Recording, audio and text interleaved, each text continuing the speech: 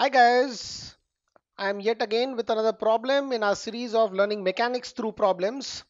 And if you look at the problem, it is quite a simple one. So the point is not how to solve this question. The point is to see the various aspects, what has to be the nitty-gritties of mechanics, which is very well covered in this problem. More than two core concepts are being covered. I'll not tell you what are the concepts, otherwise I'll be dropping the hints, which I don't want to drop the hints. So in the first in the onset itself, let me tell you, it is a question which will take hardly seconds to do it, and this video is for minutes, rather a long video. So the point is not how to solve it quickly. The point is analyze each and every aspect very carefully, so that if you are just going through them in a rush and you have not spent enough time thinking on those, it is rather time to, because most of you are just starting with mechanics, so it is rather time to indulge into this, so that when tougher questions comes, you are more sure of your concepts because you have already heard it from a teacher, so your concepts are resonating with what is being said. So you can watch the video at a very high pace if you want, but the small things which are going to be touched upon are quite important, uh, uh, which I'll not be doing later on in the other videos, because it will be assumed that you know all these things. Later on, I'm going to build up a complex case, and I'll be ending this video. I hope I remember to end this video with a rather challenging question. So in fact, end it with a rather challenging question. You can go to the end of the video and see what that question is.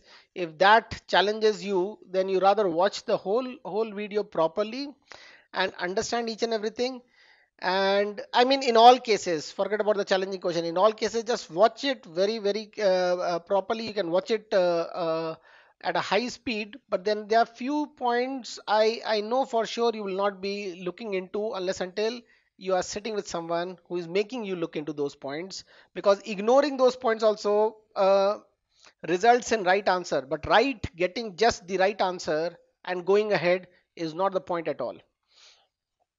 So let's see what the question is. I hope you're going to stick around for this.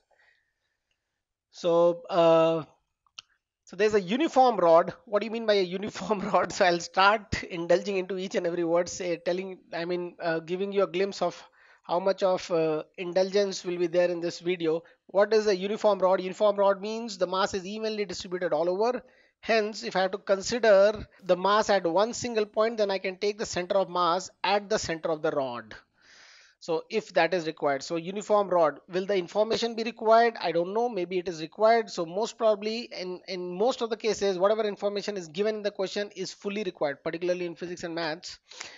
In chemistry, sometimes they mislead you with some information which you may never use, or some general facts without which they can't make the question, but you don't have to use those facts. So anyways, uniform rod of length L, length of the rod is L, mass of the rod is m, is what is given to you, is placed against a smooth wall. Smooth wall, what do you mean by smooth wall?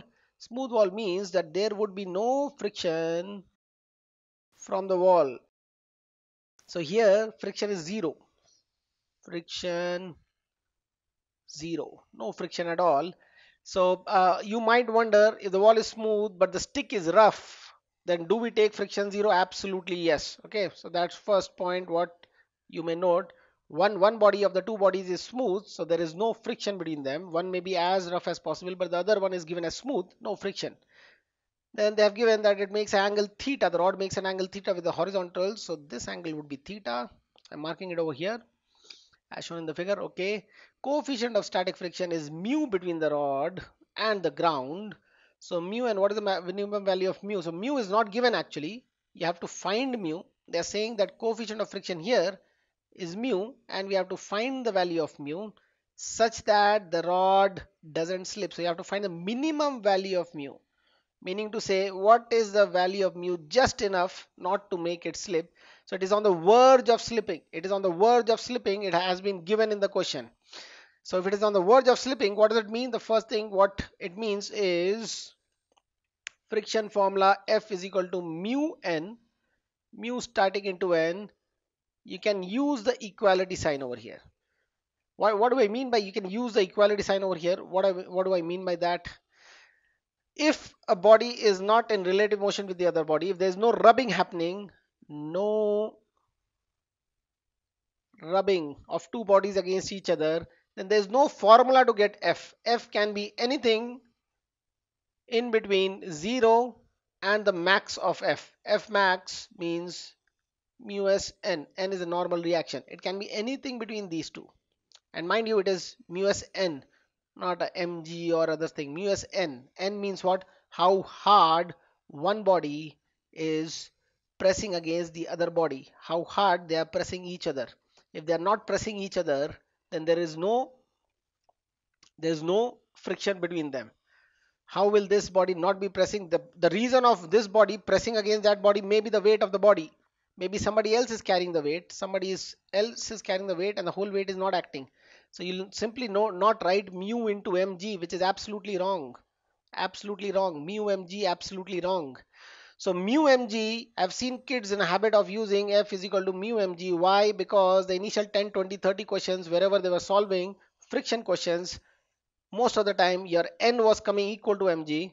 Maybe in this question also you'll get your n equal to mg, but doesn't mean that the formula is mu mg. Formula is not mu mg. Formula is how rough, what is the coefficient of roughness of the pair of the body, what is the coefficient of friction here, and how hard they are pressing against each other, what is the action reaction force between them. That is your friction. So what they are wanting to ask is what is the minimum value of mu. Okay, now I just wonder what all they have given. They have given that the length is L, mass is m, and then obviously it is on earth, so we assume the gravity is given to us, which is g. The angle is given, and they have asked for mu. First thing what goes in my head is, will mu depend on all these things? God knows. Okay, will mu be a function of all these things? Your theta, your g, your m, your l, all these things. So I'll just uh, uh, ponder on it a bit before I start doing the question. That is how your thinking process should be. You analyze it, and there's no rush of doing it. There's no rush of solving it. I know it is a second's job to do it. Okay, so we are not in a rush of solving the question. We are analyzing facts. That's your angle theta. Does it depend on theta? Let me see what our feeling about it is, and we'll see we'll have some mathematical backing for it or not. Say it has slid further and has come to this position. I'm trying to draw roughly the same length. So it has come to this position, and the angle now is theta dash. What do you think? In which case would the friction required be more? I get a feeling that if it has slid so much, or it was in this position, not slid so much, it was in this position and then said that it maintains the position, it will be really a tough job for the flow to maintain. Somebody should be standing over here with his foot down for what to say, for that man to hold the rod, because it feels like it is going to slide badly. And if the rod was almost vertical like this, I think the floor can take care of it. If it was absolutely vertical, no friction required. So if it is this vertical with angle say theta double dash, then the friction required will be very low. So I'm seeing that yes, with theta friction would be there. So if it comes as a function of sine theta, cos theta, tan theta, I can imagine that sine theta will be in the numerator or the denominator, or cos theta will be in the numerator denominator. Seeing that greater angle says that lesser friction is required, smaller angle says more friction is required. So we'll analyze it. We'll analyze it. With mass, it is like it is with gravity and mass, it becomes heavier. So will it affect or not? Tricky one to analyze. I'll tell you why tricky one to analyze, but you analyze yourself. With greater weight, with greater weight, it is going to press against the ground more. So your normal reaction here will be high. If your normal action reaction is high, then the friction created mu times n has become high due to mass becoming high. So maybe mu that much is not required, but maybe I'm not considering all the factors over here. Okay, it feels like heavier mass, maybe it is going to slide. I mean, more friction might be required. Okay, and my other brain says that heavier mass, less friction is required. So These are the things you have to ponder upon. Similarly with length, you ponder. I'll not give you starters for everything. You ponder on it, you think about it, and I'll get on with solving the question. Yeah, so what's the first step? As all your teachers would be saying, what is the first step? You make the free body diagram. That means you make all the forces on the rod. The rod doesn't see the wall, the rod doesn't see the ground, it is just experiencing forces. Instead of the wall, if the wall is putting any force on the rod, instead of the wall, if there was some human or somebody else putting the same force, it is not going to make any difference in the physical situation of the rod. So what are the forces? What you have to imagine is the rod is like this, and what forces are there which is enabling the rod to be like that only and not moving? So what are all the forces on the rod? So you pause and you make it. Pause and you figure out. Once you have made all the forces, you can resume. So pause now. So I hope you have made the forces. First of all, it is on earth, gravity is acting. Gravity is acting all over the rod, so I'll rather make it from the center of mass of the rod. I'll talk about a bit on this, why I can make it through the center of the mass, and should I be doing that or not. All that I'll just talk about. I hope when the time comes, I hope I don't miss it. So one is mg. Mg, obviously this is not enough. If the rod was having only this force, the rod would have been going down. The rod is not going anywhere. That constraint we know, that information we know. The rod is not going anywhere. What are the other forces? So any point of contact becomes a point of inspection. It is in contact over here, it is in contact over here. This is a non-contact force we have drawn, the contact forces. So if it is in contact on the ground is going to give a normal reaction to the rod up. The ground itself is going to get the same amount of N force downwards, but I'm not even drawing that because that force is on the ground, and I'm not concerned about all the forces on the ground because I'm not studying the acceleration or motion or whatever of the ground. I'm studying the rod. So the other pair N, sometimes people think both of them are acting on the same body. No, it is not. Both forces are acting on two different bodies. So again, I'll just remove the ground and let you see that this is how the rod is experiencing the force. So it is in contact with the ground, it is experiencing a normal reaction from the ground. It is in contact with the wall, it will experience a normal reaction from the wall. And let me call this as, say, R. So these are the forces. Are they all? Are they all? Again, let me see. Will these three forces, whatever is the value, after doing some calculations, M and G is given, N and R is not given, after doing some calculations, making some equations, whatever the value comes, is it good enough for the situation that the rod is not moving? Rod is not moving? No, not at all. Whatever is the value of N, whatever is the value of mg, there's nobody to stop this r, hence the rod must have been moving this way. Is the rod actually moving that way? No, it is not moving that way. That means there is some force which is countering r, and we might have missed it. So if you have missed it, just pause and make it. I'm just going to make it anyhow. So what is that force? Obviously there is friction over here on the ground, and it has to be backwards. What is the reason of this being backwards? The reason is something has to counter that R. So that's the mathematical reason. Something has to counter the R. So friction is backwards. Not a very good reason. I'll say when you're doing physics, you should rather have your physics kind of reason. So what is the physics kind of reason? Say this is the rod. This is the ground. The rod is like this. It is wanting to slip, but there is friction which is stopping it. So it is pushing the ground that way. If I had paper on this and the paper was having no friction with my hand, so the paper would have gone with the rod that way. So it is pushing the ground that way. So you'll have a equal and opposite friction acting on the base of the rod, which is this way, pushing the rod this way, not making the rod go that way, but stopping the rod from going that way.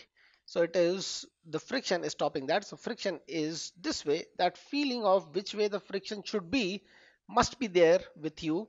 So you can ponder on it, think about it, because this is time well invested, and a mathematical reason would be R has to be countered, and hence there is a counter to the R, which is F. Are all the forces drawn? Let me just again see the wall. What else we can have from the contact? Non-contact is only Mg. There is no magnetism over here. There is no electric field over here. Only non-contact force is Mg over there and the two contact points. So here on the wall they have said that it is smooth and it is not having any friction. If it is not having any friction, then we just can't draw any friction over there. If it had friction, which way would you draw? The rod is will try to go down, so the friction will try to keep it up. So the friction will be up on the rod, down on the wall. So wall we don't draw, only the rod we draw up, but which is not there in this case. So these are enough. So I can safely remove the wall now and say that if these forces correctly calculated N, F and R are put, no wall, nothing, and these forces are put by some other means, by a thread or whatever, if these forces are put, the rod will still be in the same position. Now our next job is to write the equations which are going to make the situation solvable, which is going to make R solvable. And before that, I just missed on one point. Is this information given in the question enough to solve it? How do I know? Not by making equations and figuring out, oh, this is not enough and all. Not like that. You have to think in a physics with a physics mind. If there was a rod, you know the length, you know the mass, you know it is on earth, you know the angle at which it is. Do you require, I mean, with these constraints, with these values given to you, do you require even more input to figure out what has been asked, like how much will be the friction and all? In counter is, if the friction was given to you, can you figure out like how much is the mass of the rod or something like that? So one of the other values which is not given, what angle it is at. So the thing is, this information is enough. If this information is given to you, so you think a bit, okay, this information is enough. If so much is given, you would you like to ask the teacher or the person who's asking the question that provide me this also, provide me that also? Do you want some extra input in the question? You can remove one of the variables, say length, and say that mu was given to you. Say mu was given to you and you remove, say, theta. Okay, length we have not analyzed earlier, so I say I'll remove theta and the mu was given. Friction we are able to find somehow. So if mu is given to you, can we figure out at what angle it is? Like so much is the mu, zero point 0.5 is the mu, then till which angle can it be supported? Yes, it is a question which a physics guy can tell, that the ground is having so much of friction. At the max boss, you can put the rod at this much of angle, not beyond. So that is like physically it fits in your head that this is enough information. This point is a very delicate point, and I would like you to ponder much on this. And this question might not be a very good example of touching about this point. So I hope we do some other question where I will sit with you and just analyze that you can with confidence say, with a lot of confidence say that I don't require anything else. These are the variables which must lead me, and it is my job to hunt for all the equations possible to get the answer. If that conviction is there, then you'll be hunting for the question, you will be hunting for the solution, the equation. So with these forces drawn, what do we have? What do we have? The unknowns are, these are the knowns. This is all known. And what are the unknowns? The unknowns are n I have planted. I have my job to find the value, sorry, r, and then n, my job to find the value, f, my job to find the value. So I've planted three equations. Basic rule, if you have sorry, so three unknowns. So basic rule, if you have n unknowns, you require n equation. Number of unknowns must be equal to number of equations to figure out the values of those unknowns. If you don't have, then you can keep on going round and round. This should be a unique equation, not like two equations and you have just doing something with the two equation to create the third equation. No, these should be three unique equations created on their own merit. Equations created on their own merit. I hope you'll understand while you do the question.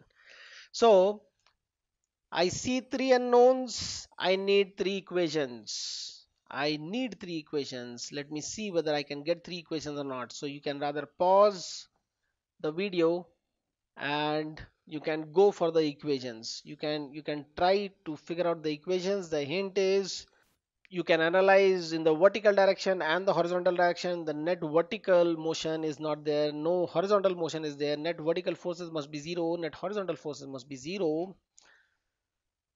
So pause now, write the equations. I hope you have written the equation.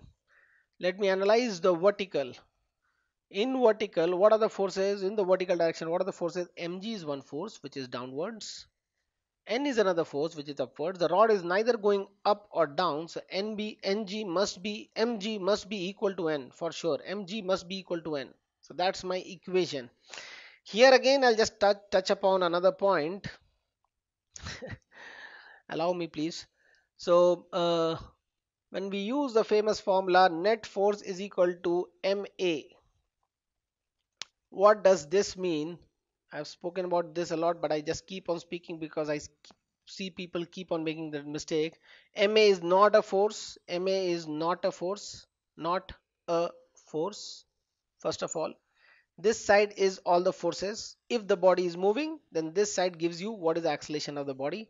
Net force is equal to mass into acceleration of the body. So if I have to treat this question in that way, so what will I do? I'll see all the forces in the vertical direction. That will be the mass into acceleration in the vertical direction. What are the forces in the vertical direction? MAY, acceleration of the center of mass in the vertical direction. As soon as I write this A is of the center of mass. Again, a very important point. Very important point. A about which thing? A of which the body might be rotating here and there, whatever. A of the center of mass. This case, the body is not moving at all. So it may look like a very cheap point because A is zero all over. So you don't have to worry whether it is center of mass or not. But this equation tells me about the center of mass. So what are the vertical forces? Mg down and N up. So if I say down is positive, so plus Mg minus N is my left hand side. This is what is this is equal to mass into acceleration in the vertical direction is zero, and hence I get Mg minus N is equal to zero, which ends up into nothing but this. So this is how the treatment of F is equal to ma is there. Or it is rather easy to say that the downward force will be equal to upward force. There is no motion at all, so we don't have to write in this way. Whatever comes comfortably to you, you can use that way to write it. So that's my first equation. What else? Obviously this is not enough to solve all the unknowns, but what I'm seeing is one of the unknown is solved. N, we got it. We use one equation and we got it. Okay, so one equation, one unknown in this equation itself, one unknown, one equation. So we have solved it. So n is done. What about the other equation? We'll see the horizontal. In horizontal direction, there are only two forces, F and R. F and R. So again, you can say net force is R minus F is equal to M into A. A is the horizontal acceleration, but the mass, center of mass horizontally also going nowhere. Hence F minus R or R minus F must be equal to 0. And in other terms, R is equal to F.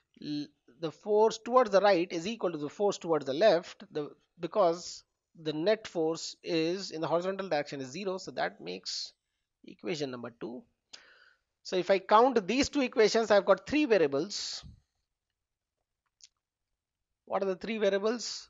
1, 2, 3, and I've got two equations. Can't be solved. If I look at this equation alone, then I have two variables R and F and just one equation. Can't be solved. So mathematically there is no solution. You can keep on putting stuff here and there, here and there, here and there. You can't solve for these three variables or three unknowns with two equations. So you can again pause and think what can be another equation such that you get an answer, such that you can solve it.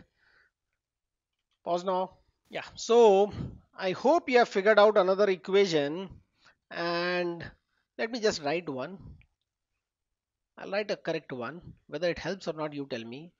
F is equal to mu static has been is the thing being asked. So mu static into N, that's the friction F acting over here. That is your F acting over here. And I've already talked a bit about this uh, that why this is applicable. It is applicable why we can use equal to sign, why it is not anything between 0 and that, because in the question it says it is on the verge of slipping. When it is on the verge of slipping, then you can use this formula. So I've got a third equation, a successful third equation, but a right correct third equation. But is it a successful third equation or not? Whether it solves our problem or not? I got three equations, but unfortunately I got one more variable introduced. There's another variable introduced. Mu is not given. Mu is one what we had to find. So now we have three equations and four unknowns. So the point is our hunt for another equation is still there. You can remove the third equation. It is not helping you. You can with these two and another correct equation you can find out F, and after finding out F you can put in here finding out F and N, you can put in here and get your mu value which is required. So mathematically I know that I'm short of an equation. You can pause, think and figure out an equation yourself at this moment. I'll flash the pause if you want, but I'll speak a bit on this. The thing is, very carefully you understand this. Very carefully you understand this. If you're short on equation, don't look at the situation just in mathematical way. It says, the situation says, you being short on the with the equation says that the equation is not a correct representation, or not a complete, rather a complete representation of the situation. So what do I mean by that? What I mean is, if I give you these set of equations and ask you to recreate the situation. I mean, it's given that there's a rod and all, and the forces are on the rod, and the rod is at a certain angle. Theta is yet not here, but say it is given at a certain angle. Theta is written. That situation is told to you. If I recreate, then maybe see theta is a given angle. Okay, maybe one person is going to recreate it. They don't know that other things. They are going to recreate it with some other format, where still the equations hold good. These equations will still hold good, but the situation will be slightly different. That means this equation is not creating the situation fully. What are we missing? If the equation is not creating the situation fully, we will not get a numerical answer. I'll try to explain this in other words, but maybe more complicated words. The thing is, suppose somehow using some math trick or some godly powers, suppose you got the value of n as something, say 10, you got the value of r is equal to f is equal to 5 with this, and I have said to two people create a situation with the rod, with the forces acting like left, right, this and that. I mean these equations should hold right with the situation created. Then I am pretty sure that two people can create two different situations where if I stick to the values found out, then it will not make any sense. Conversely, I can say that you cannot find out concrete values if you have not taken care of one more aspect of it. Um, Let me just, I don't want to give a hint too much of what it is, what is the next equation, what you have to write, but I think there is no way of avoiding it. Let me just make it. I'm just making two rods. I've given the guys the situation that this is the thing, they are at angle theta, the rod is at angle theta because that is also given in the question. It is length is L, mass is M, G is G. The given things are given things, and I can't hide those things. So these equations are holding right. Make it. Somebody may make like this, mg down, f this way. I'll just n that way, r this way. I've just remade the whole thing, and somebody else may make from the same spot mg down, or not from here, say from here, or drastically low, I'll put it here. It'll cluster the bottom drawing. Or here and here.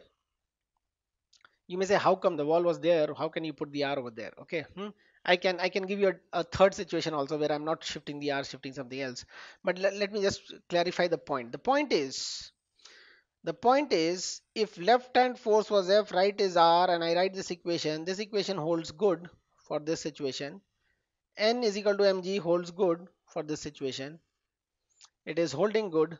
So these equations are holding good, and somehow if I'm able to calculate the value, that means whether it was this situation or this situation, I'll get the same answer with these two set of equations. Somehow if I'm able to calculate the value, I'll get the same answer. But can that be possible? Absolutely not. Absolutely not. Why not? Why not? Why not? Why not? Why not? Let me just make it again. I have only R I'm shifting, right? So I'll just make the other things. This is 10 Newton down. This is 10 Newton up. This is 5 Newton over here. I've taken the random values. What I'm trying to prove is that R5 anywhere is not the same situation. If I put R5 over here, R5 over here, it is balancing not only the force 5, but it is also balancing a certain rotation. The rod, don't you know that the rod is having a tendency not only to go towards this way, but also to rotate? The rod has got a tendency of slipping as well as rotating, or not, right? So is it that the rod is going to go parallelly this way after a while? I mean, the friction is stopping it to go parallelly that way? No, the friction is there. Whatever the situation is there, the next situation which is being stopped or hindered is that the rod has slipped that way. Can you see? It has slipped this way. It has slipped this way. So it has rotated also. Okay. And this drawing is exactly same length rod. Okay. So it has rotated also. Now, if the 5 was not here, if this 5 Newton is not here, 5 Newton is here, over here, 5 Newton is here. Can you see that again? You can say that 5 is balancing 5, 5 minus 5 is okay, 0, and 10 minus 10 is 0. But if the 5 was here, then the anti-clockwise torque provided when 5 was here on top, the anti-clockwise torque provided is much meeker, much less with respect to this point, much less than the anti-clockwise torque provided when 5 is over here. But other torques remain the same. Mg torque, whatever it was providing, is same because we have not relocated that. Now what I'm trying to say over here is the location of the forces are important. The location of the forces are important. How does the equation represent that? We know that we have made it in the right location because we have used that the wall was there, wall was here. One thing, like if it is not a uniform rod, my mg can go here and there. The mg is in the middle because I've used as a uniform rod. If the mg goes a bit up over here or down over there, I can give a similar logic. But my greater point is the equation representing that? Is the equation bringing out that fact that where are the locations? No, it is not, unless until you take care of the fact that it might have rotated also. With these two equations, what you have taken care of, that it could have moved left or right, and I am stopping it from moving left or right. You have not taken care of that it has not gone, it has not rotated. You have not taken care of that. You may again pause, think, reflect on it. Okay, so we want to write a rotation equation. Now the question comes, rotational equation or torque equation about which point? About this point? Has it got a tendency to rotate about this? Has it got a tendency to rotate about the center of mass? Has it got a tendency to rotate about the bottom? And the answer to that is, think, think, think. What is the answer to that? Think, think, think. What might be the answer to that? About any point, what you want, about any point of convenience, you can imagine the rod had a tendency to rotate. After all, the rod is not rotating, so you don't even have to bother about which point you have to write. Okay, it's a later on story that even if it is rotating, I can write torque equation about any point I wish. But here the rod is not rotating, so which is the fulcrum is not the question at all. It is your point of convenience. And to bring out that, let me just show you a situation and then come back to this. Yeah, so this you can see a meter scale with weights hanging, 100-gram force at a 0 centimeter mark. There's a hinge at 30 centimeter mark. It can rotate about the hinge, and then there's a weight of 50-gram force at 50 centimeter mark. I'm using gram force for convenience, so it is not a SI unit, but it is a unit of weight. It is a unit of force, gram force. It is not gram. 50 gram when pulled by earth is having a weight of gram force. Okay, 50-gram force. I don't have to multiply with the acceleration due to gravity to convert into SI unit or a more legally correct force. So this is a slang one. Okay, I mean one which we can use in a more casual way. So at 70 also, how much of a weight should we hang such that it is all balanced? So what will we do? We'll say that there is a tendency of rotating about this point. We'll write the torque, the anti-clockwise and the clockwise torque about that point. Say this gram, the 50-gram force you can consider was the weight of the scale itself, which is acting from the center of mass of the scale. Okay, so what is the what is the equation which is going to ensure that the thing is not rotating? So it is simply saying it is not rotating, hence we'll balance the torque. So the anti-clockwise torque will be 100-gram force into the distance, which is 30. So that becomes gram force centimeter. So much of a torque. That's the unit, gram force centimeter. And this side would be 50-gram force into this distance is 20. That distance is 20. 50-gram force into 20 plus this x is going to give me another torque of x into x gram force into 40 into 40, and hence we'll get the answer. There's a 3000 over here, this is a 1000 over here. So 2000 divided by 40, your x is going to come as 50-gram force. So your x, this is your 50-gram force. Okay, we got that. Now it is not rotating. It is not rotating. If I ask you, if I ask, I mean, if you are a true physics guy, then what is the hinge point? There's no hinge point. You can consider anything as the hinge. It is not rotating, so you can say that it is rotating about this. So is the torque about this all balanced? It has to be. It must be balanced. It has to be balanced. Get the point?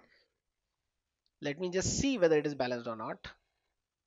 Let me just see whether I'm just bluffing. It looks like all the forces are down. So is it balanced? Let me just see. 100. I'll write in small over here. 100 into what's the distance? 100. Then what do we have? That's the anti-clockwise one. This is also anti-clockwise. That is also anti-clockwise. 50 into what's the distance? 50 plus another 50. That x is 50 into this much, which is a 30. From 70 to 130. This is all the anti-clockwise torque. This is all the anti-clockwise torque. But here at the hinge, what is the hinge doing? What is the hinge doing? It is producing a force upwards or not? It is giving a force upwards. And how much is that force? Let me just call it as F. You can replace this is a contact point, right? It gives you friction and gives you force. We are just assuming it is giving no friction, as ideal hinge or something. It is, but an ideal hinge also has to give a force. That therefore it is ideal. Okay, it is giving a force which is upwards. So how much will that be? It is, this one is going to provide a anti-clockwise torque. Sorry, this is going to provide a clockwise torque. F into whatever is the distance. So that distance is 70. F into 70. So if I do the calculation, what do I get my F as? What do I get my F as? There's 100. That's a I mean a 10,000. Then there is 2,500. I'll just write over here. So there is a 10,000 and then there's a 2,500. And what about this 1,500? So that is a 4,000 over here and a 10,000. So a 14,000 over here. So nice number. It is coming as nice number divided by 70. So divided by 70, what do I get? What do I get? I get a 2 for this and two zeros. I get 200-gram force. I get 200-gram force. F is equal to 200-gram force. Now I do it from anywhere, I'll get the same thing. You can try out. You can take this as a hinge point and do it and you'll get the same thing. And a very simple verification is it is not rotating. The rod is not neither going up or down also. It's not going up or down. So all the downward forces must be equal to the upward forces. So is 100 plus 50 equal to 200? Yes, it is. That would have been the easier way of finding it. But the point is, I was trying to show that is the torque, can the hinge point be considered anything? Yes, I can consider this, I can consider this, I can consider this. A convenience was, in the earlier case to find this x, a convenience was to consider this because we had not found out f and we had to find x. If we don't consider this, and in the first go if we had considered this as the hinge point, then we would have landed up with two variables. One is x, this is the x which was not found. One variable is x and the other variable is f. So two variables, so much is equal to so much. Two variables and another equation would have been required. The other equation would have been all downward forces equal to upward force. So f is equal to 200, f is equal to 200, and then you would have got your x. So that would have been the longer way of getting the x is equal to 50. So I hope you are understanding my point over here. My point is, if a body is not rotating, my point is, if the body is not rotating, then the hinge point is a point of your convenience. So you can good convenient points are, you have an unknown force over here, then you rather take the hinge point as this so that you don't have to write a torque for that. Why? Because F into 0 force arm, force into 0 force arm is going to give you 0 torque, so you don't have to bother about the torque of that point. So whatever feels convenient for you, like if this was unknown and somebody asks how much is the hinge reaction, now we can't say 50 plus 100 plus x because x is unknown. So a good way of doing was make this as the point of rotation and solve it. So x will never come into picture, and straight away 100 into 70 plus 50 into 20 must be f into 40, and f will give you the same answer again. F will come as 200 again. Okay, this is no magic. No magic that it is going to come 200 again. It is mathematical certainty. Okay.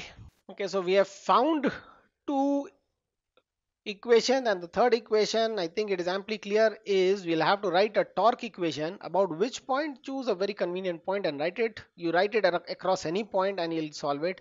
And if you want to believe me, you can write it about a point over here, not even on the rod, that the rod is rotating about, is not rotating about this point. Yes, it is not rotating, and you write a equation, still it is a right equation. Still it is the right equation. It's not a convenient equation and not a convenient equation to solve at all. So the point of rotation, take a convenient point and just write it. So again I'll ask you to pause, write it and come back. I hope you have written a torque equation, the required torque equation, and I really hope that you have taken a convenient point. People go for center of mass. This is another convenient point. This is another convenient point. The best would be to write about this point. To write about this point. Why to write about that point? Because two unknown forces F and N is not going to give you any torque about that point. So if they're not going to give you any torque about that point, you don't have to include in the equation, because the force arm, when a force goes through the point of rotation, then the force arm is nothing. I hope you know that if this is the force and I have to write an equation, I have to write the torque about this point, I have to drop a perpendicular on the line of force, and that is the force arm. F into that R is the torque. I'll just make it clear again. If this is the point of rotation and say this is the force, some random force over here. acting on this point. Very carefully you see. What is the torque provided by this force F on this point O, given that this length is, say, this distance from F to O, from the point of application to O is R. Is the torque F into R? No, not at all. Not at all. So again, you can pause, ponder and think. I'll just continue with this. So what you have to do is, either you have to break the force 90 degree to the R, which I'll not, because more convenient is you break the R. So what you do is you complete the line of force. Whether the force was there or not doesn't matter. The line of force is this, and drop a perpendicular from O on the line of force. Remember the word line of force. Sometimes the force is way far removed off and you think you are somehow your brain and your head is all engaged at that point. Don't have to be. Complete line of force you draw, and this perpendicular dropped on the line of force R perpendicular. You get that? This is your force arm. This is your force arm. F into R perpendicular will be the torque. Right? So that is what you get when you do a FR sine theta. This is theta. Your this R sine theta is going to give you R perpendicular. This. So geometrically I'm showing you what you have to draw. Now coming back to this, I hope our convenient point of rotation will take as this, and we'll write the anti-clockwise and clockwise torque.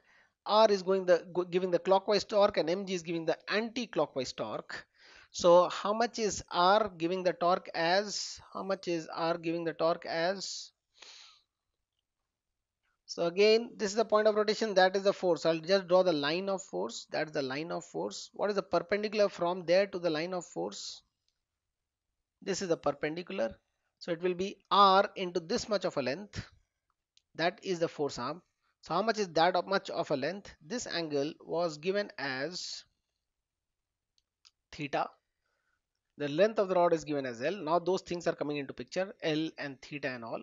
Okay, they were never utilized till now. So your L and theta, if I use that, what do I get? I get this length as same as this length, right? And that is your L sine theta. That's your L sine theta. Okay, you can now again pause and figure out and write everything yourself. Okay, I'll just continue writing. So L sine theta. So your torque is R times L sine theta. That is your clockwise torque. Clockwise torque is equal to, what is the anti-clockwise torque? Yeah, mg is giving the anti-clockwise torque. So mg is the force into its force arm. So what would be the force arm there? Again, I'll just draw the line of force. First, I'll draw the line of force from above in infinity to down infinity, wherever to wherever. Then drop a perpendicular from the point of rotation, which you have considered as a point of rotation, on the line of force. So what do you get? You get this much is the force arm for mg, right? And how much is that? This length is L by 2. So L by 2 cos theta. So it is L by 2 cos theta. I should have asked you to pause and do it if you had not done it earlier. So that gives you the next equation. So this gives you the next equation, and we have got successfully this time a third equation. Why? Because we have not included any more unknowns. R is an earlier unknown, not a new one. L is a known quantity. Theta is a known quantity given the question. M is known. G is known. L is known. Theta is known. So without including extra unknowns, we have successfully created an equation. So now we have three equations and three unknowns. What were the unknowns? I'll just repeat the unknowns. The unknowns were R, F and N. Among this, I've written one more equation. If you want, you can write that. That was F is equal to mu N. So you can say I've got four equations, but there's a fourth unknown also. So it is all consistent and we can solve it now. So this is the solution. This is enough to solve it. And before, I'll just go ahead and solve the equations for you, and then give all the analysis and twists, So what is it? One unknown is solved. What is that? I'll write the solutions over here. One unknown is solved. your N is equal to mg. That is straight away coming from the first equation. The next one, R is F, R is equal to F, and R gets solved by this equation because this equation number 3 is having only one unknown, which is R. So what do we get? Our R as R is equal to L, and L gets cancelled. So you have a mg cos theta by sin theta. So mg cos theta by sin theta, I can write it as a cot theta, okay, fancy way, by 2. So that is the next equation is also solved. So we got our N, we got our R. What is F? F is nothing but R. So I can just simply write F is equal to R. So we got our F also. We got all the three. And then how much is mu was the question. So what is mu? I'll just change the color because that was the main question. So what is mu? Mu is equal to, shall I write over here? Mu is equal to your F by N. It is F divided by N, and F is your mg cot theta by 2, and N is your mg. So what do we get our mu as? Our mu is cot theta by 2. Whatever the cot theta value is given to you, that much by 2 is our answer. Now, is it fascinating? Does it fascinate you? Does it? It should, by the way. But see, how did we start our question? How did we start our question? Yeah, we said mu had to be a function of the things given to us, theta, m, g, l, and then I asked you to analyze whether the length of the rod, mass, g, theta will make a difference or not, and I analyzed only theta for you. I analyzed only theta for you. Analysis of these things were having its reasoning and counter reasoning. Okay, and ultimately it is landing up that whether the gravity was very high, very low, mass was very high, very low, if you have a certain angle, the rod is at a certain angle, and the mu is this, any rod, whether heavy rod or light rod, at that angle with this much of mu, it will be just on the brink of slipping. So that is, I would say, a very fascinating answer. That is a very fascinating answer, and you have to delve into this. You have to understand why m is not there, why g is not there, why l is not there. And if you understand that, then you are having a very decent understanding of mechanics. Are you understanding? Are you getting the point? So again, I'll just analyze theta for you. I said I'll not analyze everything for you. I'll analyze the theta for you. And what is that analysis? What is that analysis? What was it? It is cot theta. I can write it as cos theta by sin theta into 2. Those who are more comfortable with cos and sin. We said if the angle is small, if theta is small, lot high mu value or high mu value is required. Is that showing that if theta is small, cot theta becomes a high value? We know that. Theta becomes low, cot theta becomes high. Theta becomes low, cos theta becomes high, sin theta becomes low. This becomes very high. It can go up till infinity.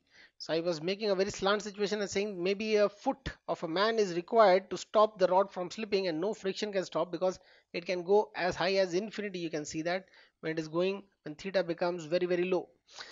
And when theta is almost 90 degree, what happens? Cos 0, sine 1, it is 0, no friction required, and this situation is supporting our analysis to a good extent.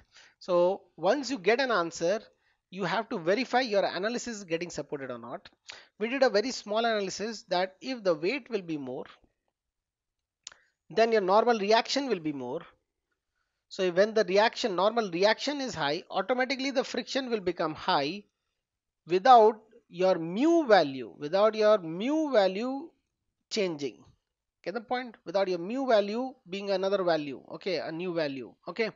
So mu being the same, your n itself is going to take care of higher friction. When the weight is more, your higher friction will be more, and just because of weight, and hence mu is not having anything to do with the mass, and similarly it is not having anything to do with the length also.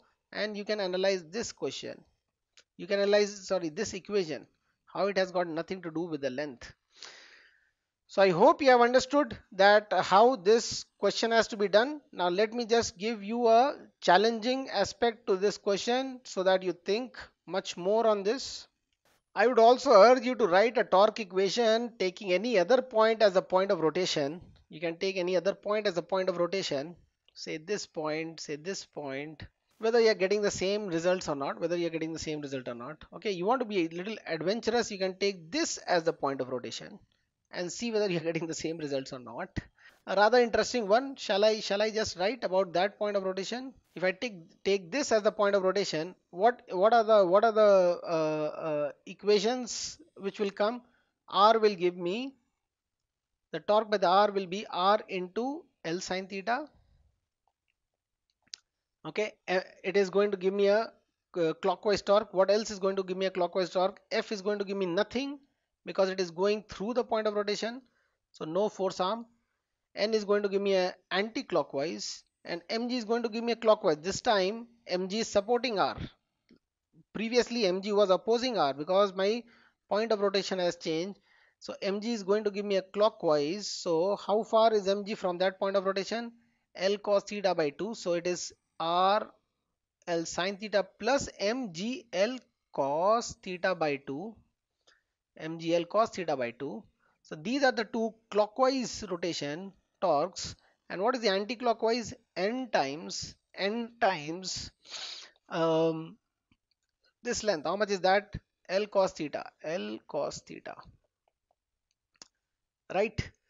Now, is this different from the other? So I'm not going to solve it. I've just got the answers. I've got the values. If I plug it back, is it going to give me the right one? Like my mg, n is equal to mg. So if I put n is equal to mg over here, I get mg L cos theta. Then mg L cos theta by 2 is on the other side. When it comes to this side, it becomes mg L cos theta by 2 this side, and it becomes the same equation, right? Right? So is it not fascinating that you wrote torque equation about this point, wherein the rod is something somewhere else totally? Okay, and so what is the point of rotation is all in your head, by the way. Unless until you have a hinged point, then it is preferred to write through the hinge point, because at the hinge there could be several slant forces here and there. I'll explain that also, because of friction and in some other class obviously. So because of friction and the reactions over there. So since there are so many unknown forces when there is a hinge, that you rather be careful when you take a hinge like this was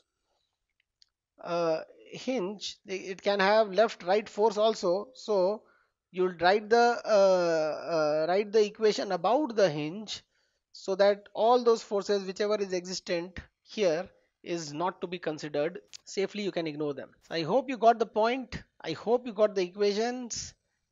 Now some things to analyze. By the way, pause, digest everything, write everything, understand all the aspects, ponder on what you have to, and then you play. Now I've carefully made the stick length same. So I've used the comb to make it same length. So it is same length, it has been rotated and has been put down. So you see it is not crossing at the center of the stick, for sure it is up there. Another thing, if I call this as my delta y, this much length as my delta y, and that much length, this part, as my delta x, then in the diagram it feels like delta x is greater than delta y. They're not same. They're not same. So can you analyze it and show why it is not same when it would have been same? Clearly in the diagram the theta is greater than 45 degrees. So a bit of constrained questions for yourselves you can do, and for this particular angle theta, what is the delta y and delta x relation? That's your question number 1 for that particular angle theta.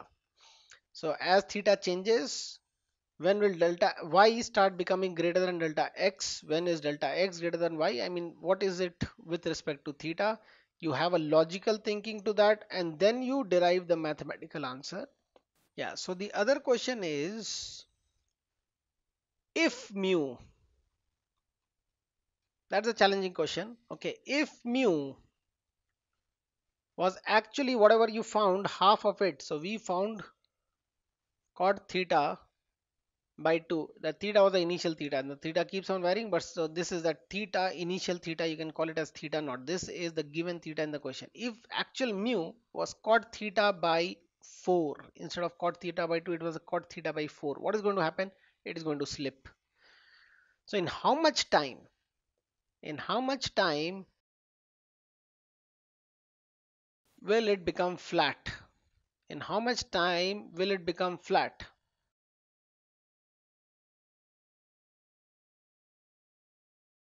What you can do is, as a baby question in between, what you can do is find the acceleration of the bottom point.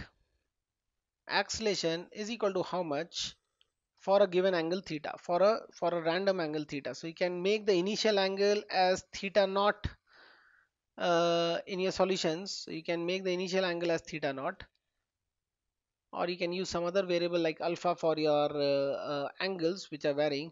So acceleration for various angles, I hope you understand the acceleration will not be constant all over. So get the acceleration at any given angle.